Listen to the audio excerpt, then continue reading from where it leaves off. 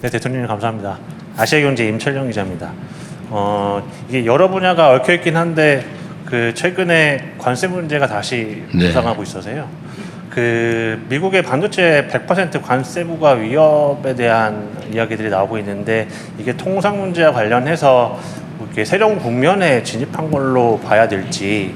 왜냐하면 어제와 오늘 새벽 이렇게 보면 국채 금리가 갑자기 발작을 일으키는 이런 상황들도 관측이 됐고요.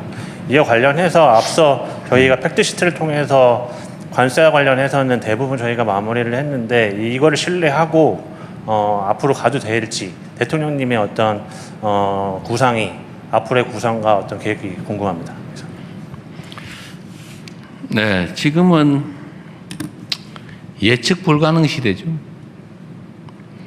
아무도 예측할 수 없어요.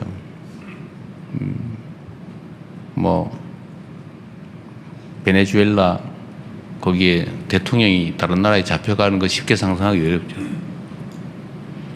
또 80년 우방인 유럽과 미국이 영토를 놓고 자칫 전쟁을 벌일지도 모르는 상황.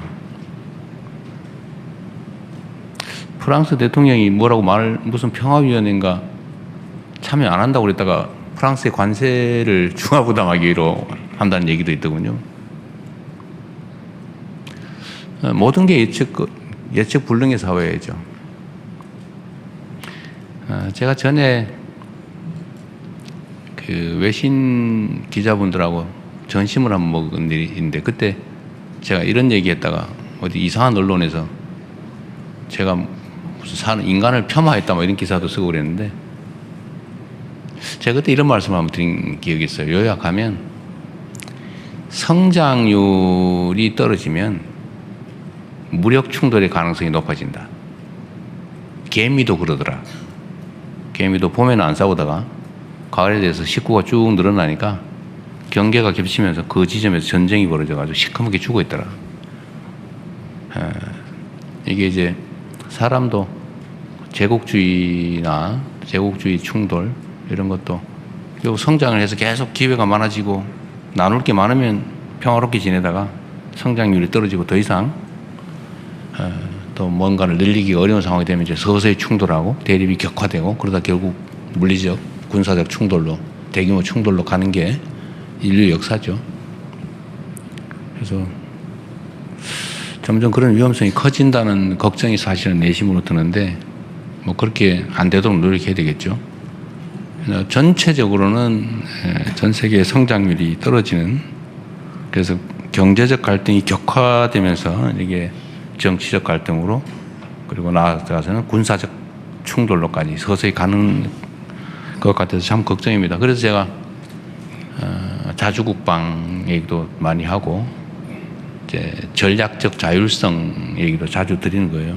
우리 대한민국이 세계 5위 군사 강국이기도 하고 그래서 방위산업을 제가 계속 육성해야 된다. 그리고 그러려면 그게 윤리적 도덕적 얘기를 하기 이전에 방위산업 수출도 저희가 이제 주력을 하는 측면이 있어요. 이건 이제 국방력 강화에 도움이 되기 때문에 그렇습니다. 그리고 이제 전략적 자율성도 최대한 확보해야 된다. 그리고 휘둘리지 않게. 소위 말하는 이제 연루 위험을 최소화해야 된다. 그렇다고 우리 또 군사 안보적 용어로 방기, 그러니까 우리가 따로 완전히 배제돼서 소외되는 위험도 또 최소화해야 된다. 그건 대체 어떠란 말이냐? 연루도 되면 안 되고 방기도 되면 안 되고 균형을 잘 잡아야죠. 그래서 국익 중심의 실용 외교라고 하는 게 그냥 빈말이 아니라 정말로 중요한 시점이다. 현재 상태가. 앞으로 그 중요성은 점점 더 커져갈 거다. 이제 그런 생각을 하고 있습니다. 그 중에 이제 이 관세 문제도 한 부분이죠. 미국으로서야 미국의 경제 안정을 위해서 그 엄청난 재정 적자, 또 무역 적자, 이런 문제들, 또 국내 갈등, 양극화, 또 제조 붕괴, 이런 여러 가지 문제들 어쨌든 해결을 하려고 보니까 좀 무리를 하게 되는 것 같고, 그게 이제 다른 국가들이 이런 압력으로 나타나고 있습니다. 우리도 거기에 영향을 많이 받아서 어쨌든 그 상당히 오랜 기간 관세 통상 협상을 할 수밖에 없었죠. 전에도 말씀드렸지만 양국이 뭔가 서로에게 득이 되는 얻기 위한 협상을 한 게 아니라 우리 입장에선 덜 주기 위한 협상을 견디기 협상을 힘들게 해낸 겁니다. 지금 뭐 반도체 관련해서 100% 관세 뭐 이런 얘기 있는데 뭐 그렇게 심각하게 저는 우려하지 않습니다. 뭐 통상적으로 나오는 얘기고 이런 격렬한 대립 국면, 불안정 국면에서는 뭐 불쑥불쑥 튀어나오는 예상치 못한 요소들이 워낙 많기 때문에 이런 하나하나에 너무 일희일비하면 중심을 잡을 수가 없어요. 이럴수록 자기 중심을 뚜렷하게 가지고 정해진 방침과 원칙에 따라서 대응해 나가면 됩니다. 저는 반도체 문제는 대만과 대한민국의 시장 점유율이 뭐 8, 90% 이렇게 될 텐데 100% 관세 올리면 아마 미국의 반도체 물가가 100% 오르는 결과가 오지 않을까 싶어요. 왜냐하면 8, 90% 독점을 하고 있는데 물론 뭐 조금은 부담을 하게 될지 모르지만 거의 대부분은 미국 물가에 전가될 가능성이 높다. 물론 이제 대만과 한국의 경쟁 관계 문제도 있긴 한데 약간 또 내용이 달라요. 내용도 좀 다르고 또 대만보다는 불리하지 않게 하겠다고 하는 합의를 그때 이럴 경우를 대비해서 미리 다 합의를 해놨죠. 이럴 가능성이 있다고 그때 본 겁니다. 그래서 반도체는 다른 나라보다 불리하게 하지 않는다. 대만보다 불리하게 하지 않는다. 대만만큼은 불리하게 할 수 있다는 뜻이기도 하죠. 대만이 잘 견뎌내길 바랍니다. 그런데 이게 뭐 한 국가의 뜻대로 마음대로 되지는 않아요.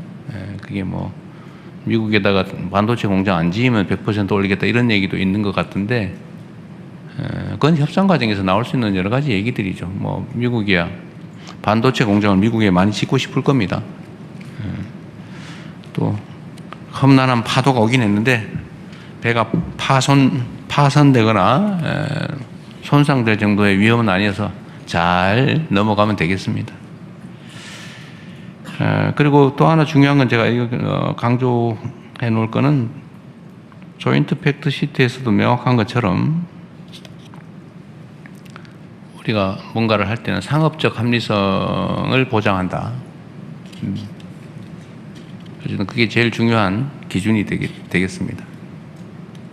그래서 너무 걱정하지 않으셔도 되겠다. 또 우리 유능한 산업부 장관 또 협상팀들이 있기 때문에 잘 해낼 겁니다.